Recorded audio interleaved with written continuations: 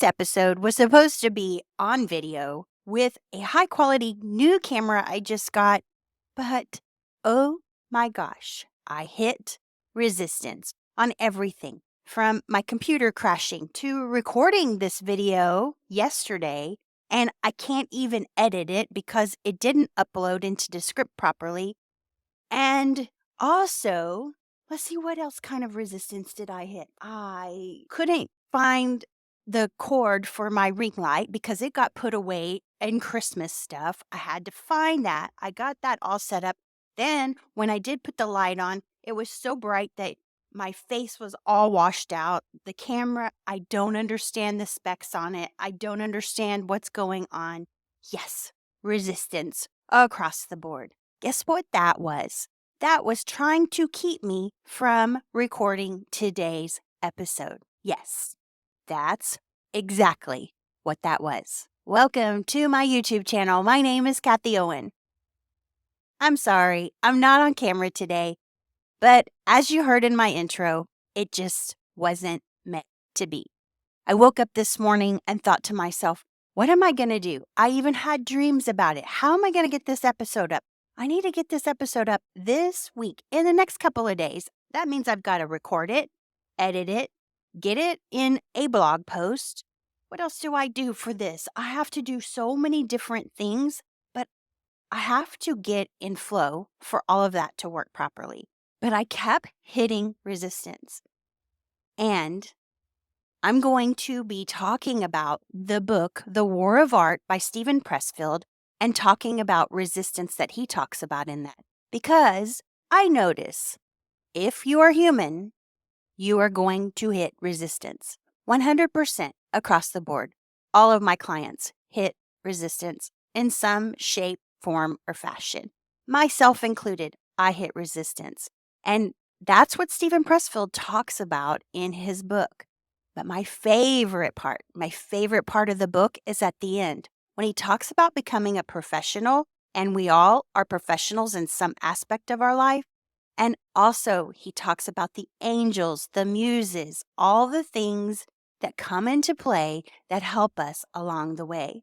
Because this morning, as I sat there with my resistance thinking, oh, I'll just wait till next week because I have a meeting with the people who I got my camera with to help me set it up and get it all good. And so I thought to myself, well, I'll just wait one more week. No, Kathie, that's not going to happen because I sat there and talked to my intuition. And this is what happened. At first, I was like, what am I supposed to do? Please give me an answer. Please give me an answer. So I started getting ready for work, getting ready for my day.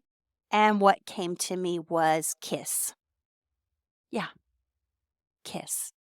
It's an acronym that I use, and I use it often, and it's called Keep It Simple, Silly. Write that down. Get a tattoo. Keep it on top of mind all the time, I tell myself. Because if I keep it simple, it's going to be easy. It's going to happen. I'm going to get in flow. I'm in flow right now. I'm happy. I wish I was on camera, but I'm not going to let the resistance beat me. I'm not going to quit. January 12th is now called National Quitters Day. No, we are not quitting. My community is not quitting. Do we hit setbacks? Yes, we do. Do we hit things that are called resistance? Yes, that's what we're talking about in today's episode. So there are statistics that prove and data that proves that January 12th is the day that most people give up on their New Year's resolutions. I have been a trainer for, oh Lord, let's see, how long have I been in the gym? 24 years now. And, oh Lord, January comes around. I have a love-hate relationship with January. And if you listened to my episode last week, I talked about the anxiety that January gives me because my clients get these New Year's resolutions. They have these huge expectations and they want this and they want that. And I have to break it down for them because technically we need to break it down. and have New Year's resolutions once a week, once a month, once a day. A resolution needs to be an intention, not a resolution. So in the gym, you have people in there crowded like crazy in January. And if you've been going to the gym for a long period of time, like myself, you see who's new. And I love it. I want the best for them, but they give me anxiety. What happens on National Quitters Day is enthusiasm wanes.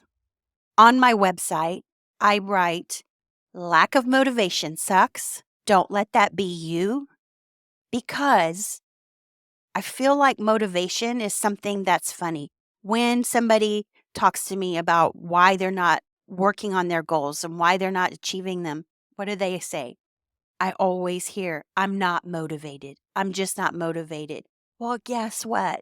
I wasn't motivated this morning when I hit all this resistance. I'm not motivated to get up every day. It's become a habit, but at the same time, I still lack motivation every day. I am human. You are human. Give yourself a break. And then, when we go talk about the war of art and resistance, lack of motivation is a resistance. Resistance is described like this. Let me give you the definition from the dictionary first. It is a force, a friction that operates in the opposite direction of motion of the body and tends to prevent or slow down the body's motion. Remember, we all have resistance. Let's talk about what Steven Pressfield defines as resistance. It's an internal force that acts against our desires to achieve something or make positive change in our lives. It's the invisible yet powerful barrier that prevents us from doing our work, following our dreams, or embracing change. Whoa, did you hear that? Yeah, that was the sound of the mic dropping, because that is something that everybody hits. And I talk about motivation as a big point because motivation is a checkpoint. It's a checkpoint, yes. There's two types of motivation. Intrinsic, which comes from the inside, which is what we want to build upon as big as we can. And there's extrinsic motivation, which comes from the outside. I'm going to tell you a story about extrinsic motivation and one of my biggest pet peeves about the company I work for as the corporate wellness director. Every April, we have what is called a scavenger hunt. And what happens is they hide these little eggs all over campus, and they give them hints on where these eggs are, and people have to go find them. And the first person that gets all the selfies, I think there's maybe 9, 10 eggs. When you get all of them, you get, like, I think it's $100 reward. And this competition, this scavenger hunt, starts at 9 a.m. and it ends at like 12 p.m., maybe 11.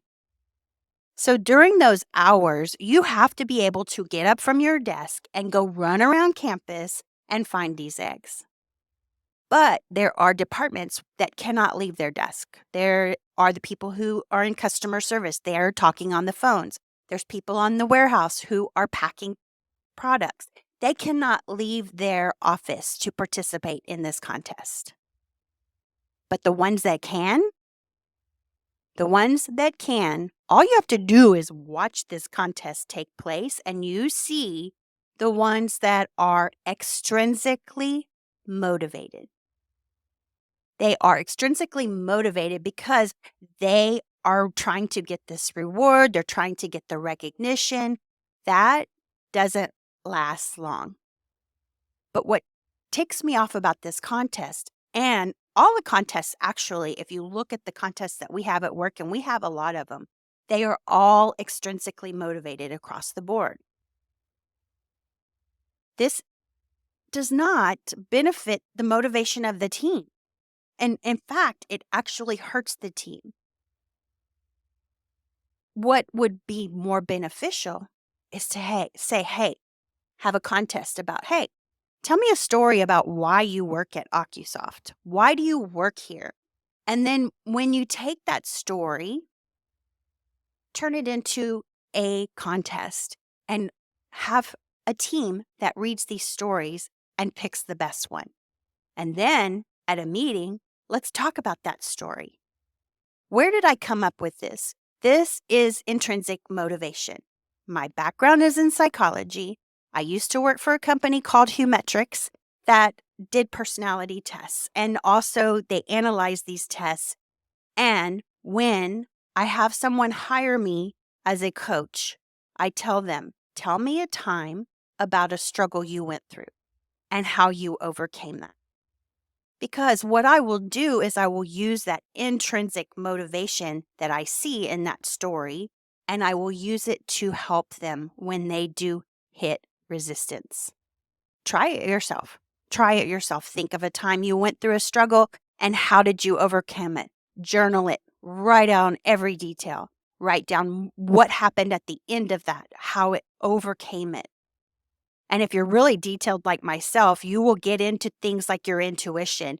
Oh, Lord, I saw when my intuition was telling me, move to this, do this, but I didn't listen. That's what I saw. And so when I see that, that's my intrinsic motivation, because what happens when we hit resistance, we will want to find a way to overcome that. And we can look back and see where we had failures. Because it's not if, but when you have a failure. Failure is not a mistake. It's on the way to success.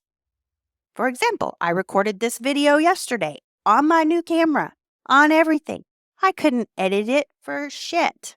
It would not come out. It would not come on my script. This wasn't meant to be. I wasn't meant to be on camera. And I guarantee you this one is even better. Actually, if I was forced to do this, it's never going to be perfect. But every time I get better and better and better, there's a reason for that. That's why they say when you're starting a YouTube channel, when you're starting a podcast, it's best to get 100 episodes under your belt so that you have the experience, you have the knowledge, you have every time it gets better and better and better. And it's not a failure. It's how you look at failure. And that's what he talks about in The War of Art and the Resistance. So here are some symptoms of resistance: procrastination, self-doubt. Those two things are very big things in resistance. But there's ways to recognize resistance and overcome them. Number one is routine and discipline.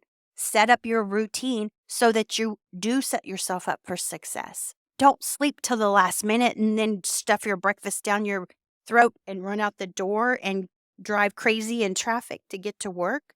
No, get up early, have a morning routine, spend time with your thoughts, spend time with your intentions for the day. This should happen daily, weekly, monthly.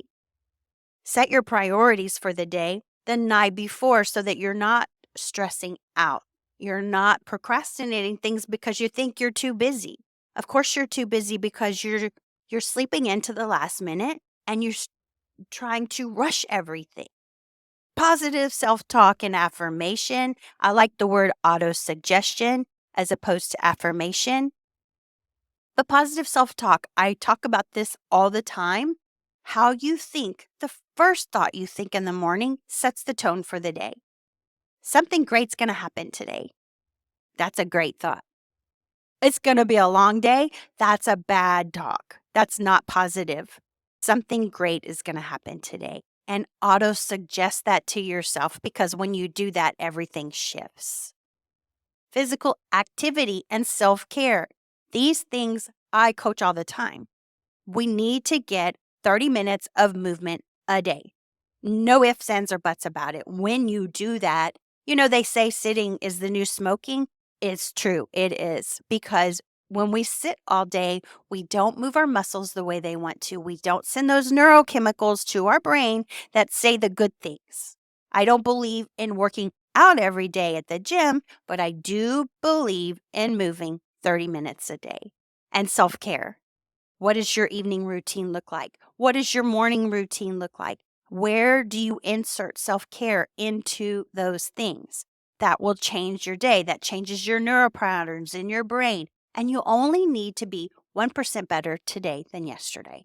That's it. And if you are 1% better today than yesterday, it comes out to about an average, at least 100% better in a year. Rather than setting those New Year's resolutions, letting resistance hit in, and not achieving them.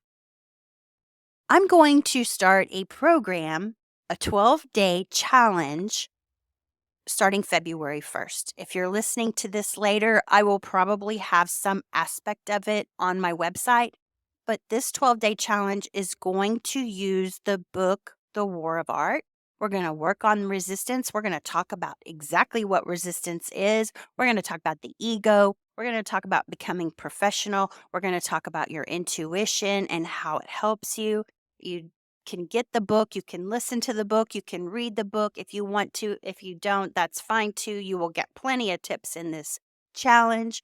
And yes, you can sign up for the challenge. The link will be in the description and the show notes below. But if you happen to not even look at that, it's at kathieowen.com/resistance. I sure hope to see you there. Let's overcome resistance together. So let's continue with this episode and let's talk about the role of the ego. The definition of an ego is a part of the self that can both impede and facilitate personal growth and achievement, including the pursuit of goals. And it happens to be a critical player in the game. It influences responses to challenges and opportunities. So it presents itself as fear of failure and perfectionism. The ego is basically major narcissism. We all have an element of narcissism in our personality. But you can use the ego for you, or you can use it against you, because your ego will try to shoot you down. It doesn't care. It just wants what it wants. But when we tame the ego, it shifts. And when we look at it from a different perspective, well, we're going to have fear of failure. And then there's also perfectionism on the other end of that spectrum. In the middle is the person who goes, hey, I'm not afraid of failure, but I'm not going to try to be perfect. My favorite statement is remember the KISS acronym, but it's also keep everything in balance. And done is better than perfect. Take this episode. It's going to be done. It's not perfect because it's not exactly what I wanted, but I'm right there in the middle. My ego's not telling me, oh, forget it. Don't do this.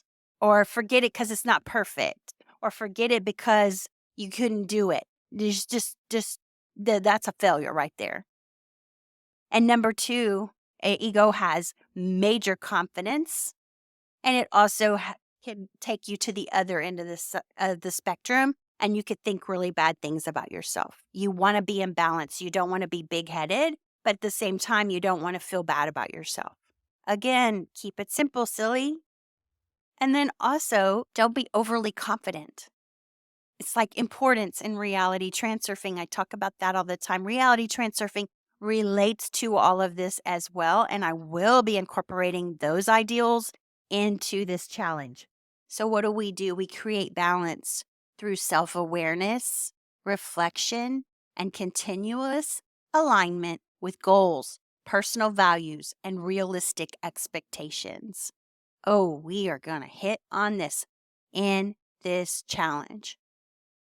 We want continuous alignment with our goals. We want them to be realistic. We have to incorporate our values. What do we value?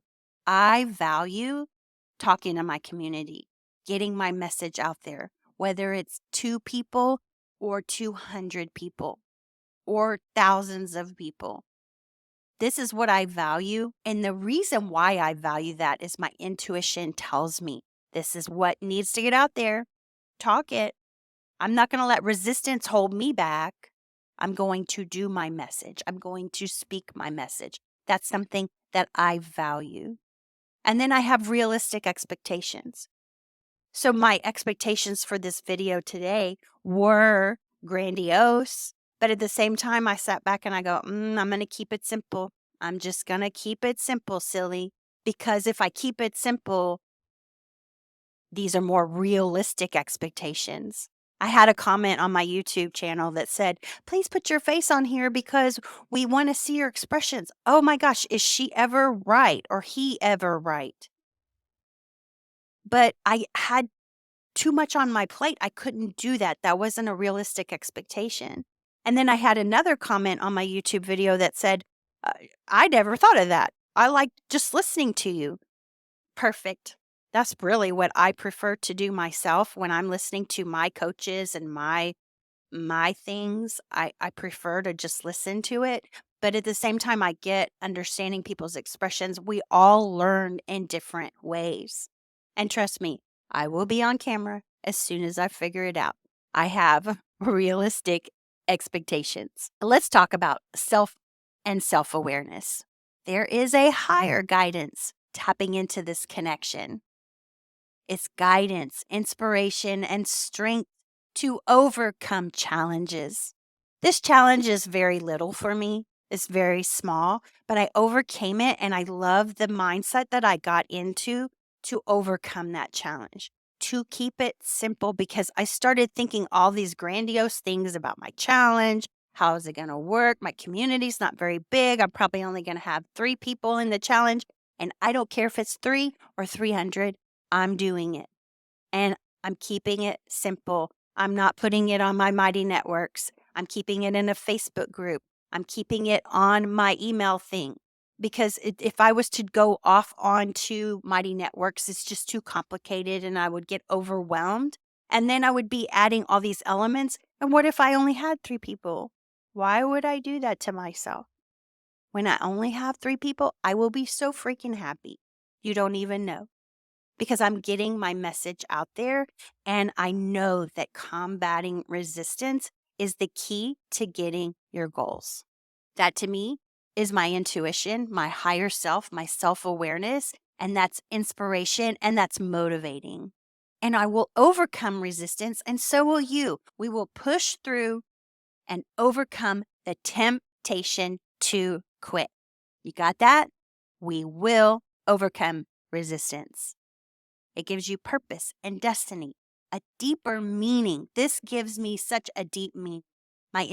My intentions for the day come from this, and I'm keeping it simple. How about you? And I'm going to learn. This is going to help us learn, and it allows you to be open to new ideas, accept failures as lessons, and continuously evolve. That's what I want for you, and that's what I want for me. Talk about a win-win situation. All right, that's my episode for today. I trust that you found it helpful. If you know somebody who could benefit from this, please share it with them. And until next time, I will see you next time. Peace out and namaste. Meow.